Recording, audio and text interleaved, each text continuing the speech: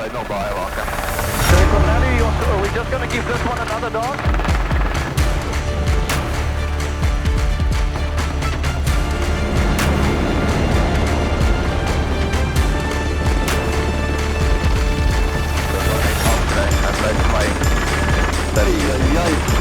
Oh my goodness. Se kaipailee niitä talakkaan, niin niitä vielä. Wow.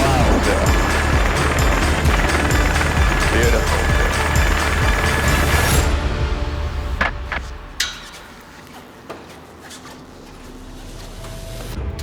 Quick safety brief. All the seatbelts is buckle type as you're used to. If there's any issues, the headset is voice activated. So if it's here and you can't hear yourself, we can't hear you. If there is a problem in flight, it is what it is and we handle it as it goes. I do my best to be as safe as I can. We're not going to do anything funny. So my name is Nico Jacobs. I'm co-founder of Rhino 911. Seachem approached me to ask me to take them and show them how bad the problem is. Seachem has really gone out of their way to help us, protect and to give us the necessary findings, not only for us, but for other reserves that they're helping also at this stage.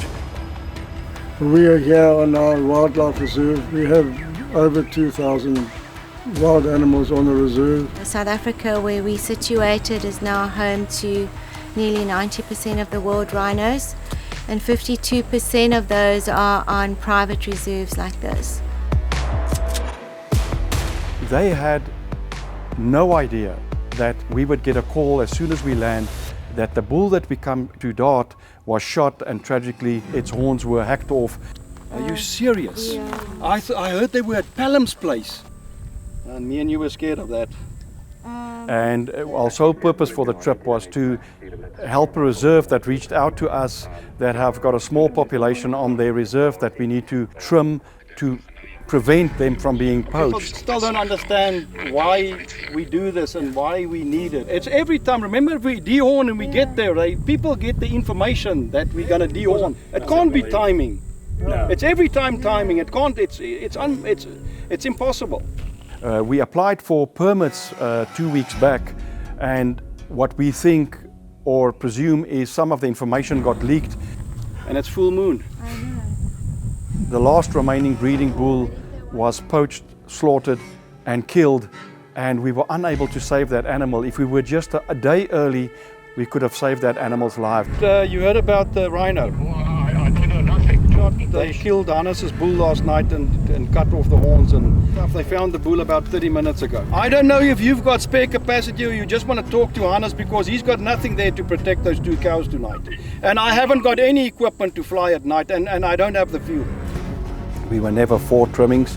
We would rather love the rhinos to have their horns. But we've quickly learned that by trimming these animals, we're increasing their chances literally by 98%. That just minimizes the risk reward that there are for the poachers coming into the park and still slaughtering these animals and killing them for the horn. So if you have that little bit of horn left, they don't do it anymore. We have to employ a large anti-poaching unit to keep them safe. Unfortunately, private reserve owners don't receive any funding or subsidies from government or the large NGOs. Without support, especially from Seachem, we wouldn't have been able to keep going, especially in those COVID years. We receive no funding at all, and we rely heavily on private donors like Seachem to keep us going. The anti-poaching costs that we face now is approximately $30,000 per year to protect one rhino. And it's just not sustainable, and we cannot do it without support from private donors.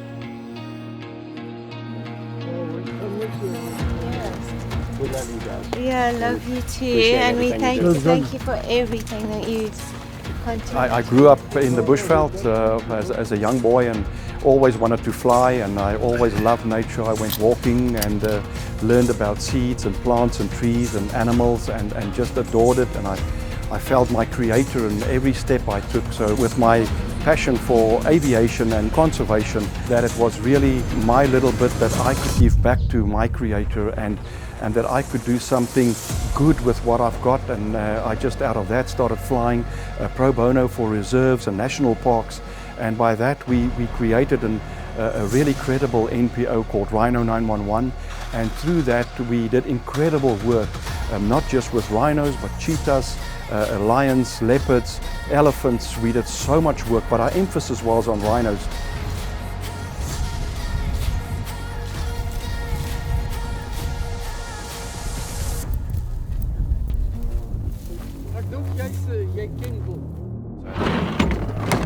So I'm quickly making up the immobilizing darts, or the darts that we're going to use to anesthetize these animals. And there's a couple of drugs that we put into these darts. It's a synthetic morphine derivative that's roughly about 7,000 to 10,000 times more potent than morphine, normal morphine that's used in human medication. It takes a special skill. It takes many years to get into the situation where your ability allows you to fly in dead man's curve 90% of the time. It's critical that you understand your machine, that you understand the aerodynamics and the bush and the trees and the winds. Most of all, understand the animal that you are herding.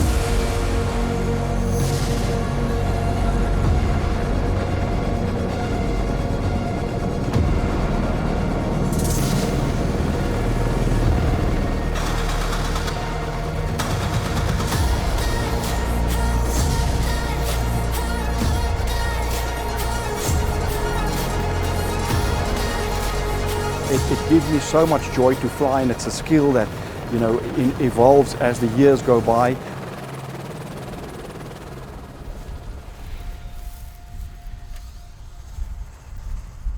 So what are we giving her now is we giving her anti-parasitic and multivitamins, basically, just to give her a bit of a boost. While they're down, we use that opportunity just to treat them and give them everything that they need. So we started a blood bank for rhino. So a lot of the orphaned calves, they actually need blood when they come in and they're traumatized. We make plasma, which is like a life-saving thing that they need to be stabilized, get antibodies, and give them a better chance at survival. So it's just another tool to help save orphans.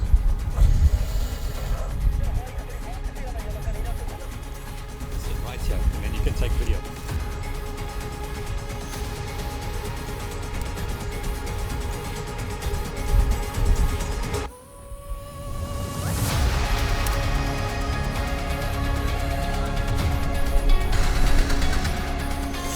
The rhino horn grows back in 4 inches per year. Within 2 to 3 years, it's got its horn back. And we found by doing these trimmings correctly and in the right method, we really help the animal to survive and really bring up their young.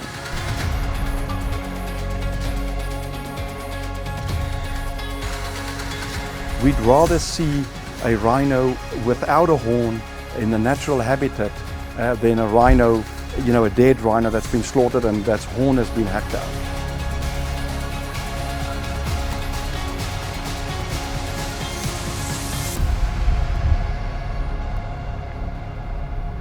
A live rhino now is an average of $10,000 for a rhino, but the horn on the front of its nose is worth $300,000.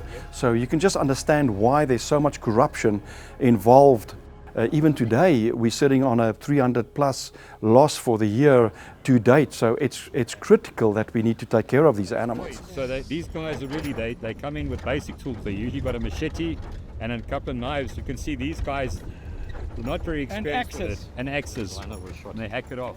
This farm originally had 18 rhino, and over the course of the last few years, they've systematically shot all the animals. We try to save them. We have trimmed them before. But unfortunately, we applied for a permit to get these rhino done 2 weeks ago. It was issued, I think, 3 or 4 days ago. And that's the reality that we face, is corruption immediately. And nothing's happened here the last 3 years. And I'll show you what's happened now. This is so tragic. This is the big breeding bull for the farm. The guys have come in, shot the rhino bull, and you'll see how they've cut the horns off and hacked the horns off and stolen the horns.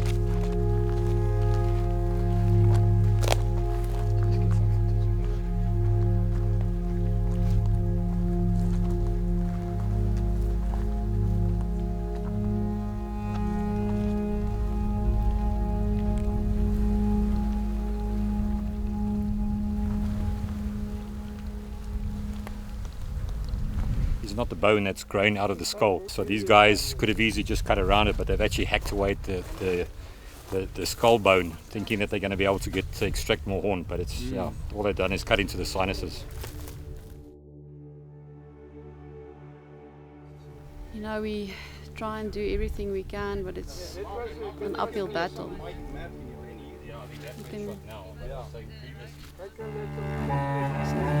No, it's okay. It's okay.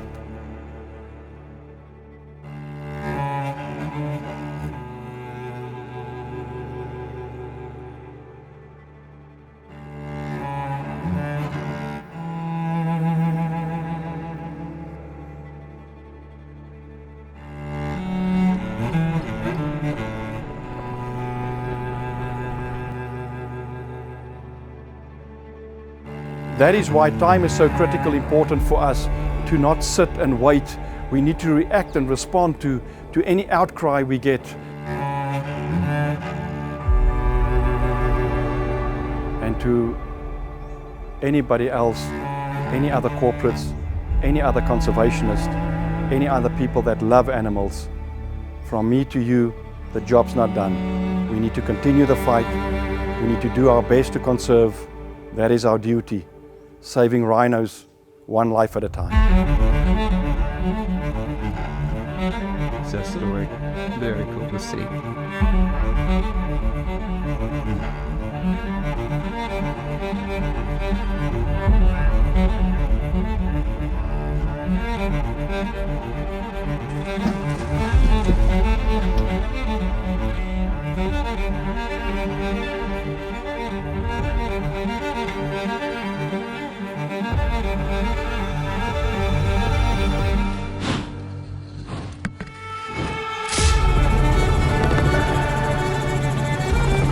Sad reality that that's what it's come to, but I think at this point it's all about saving the species and doing what's best for the animal. Unfortunately, that's the only way we have.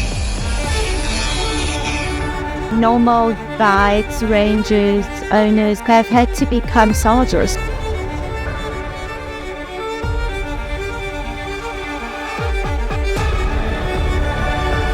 Once a horn has been hacked off, it's between 3 and 7 days, it's in Asia. One of the only solutions that we have now.